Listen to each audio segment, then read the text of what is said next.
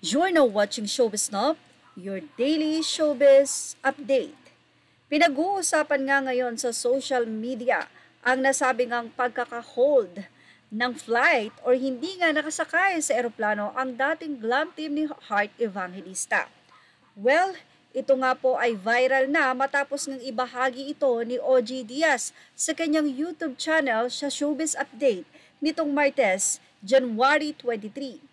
Inihabol nga sa huli nitong si OG Diaz ang nasabing impormasyon na kanyang nakalap. Well, narito po ang kanyang naging pahayag. May impormasyong nakarating sa akin na ang dating glam team ni Heart Evangelista ay hindi pinasakay sa eroplano patungong Dubai. Headed by her former makeup artist Justin Luis Soriano, ay patungo sanang Dubai noong January 22 at 3 p.m. para i-meet ang international renowned fashion designer Boo Magner. Mula nga sa naging full update, sabi niya at ang Miss Universe Pia Wurtzbach, pero hindi raw sila natuloy na makasakay ng eroplano dahil sa check-in encounter pa lang ay tumagal na ang glam team ng Miss Universe 2015.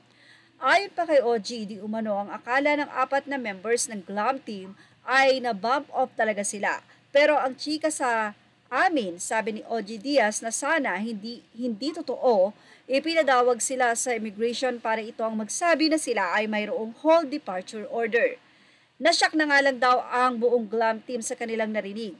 Kaya yung aming source na isang airport personnel ay nagtanong sa akin kung may connection daw kaya ang hold departure ng glam team kay Heart Evangelista.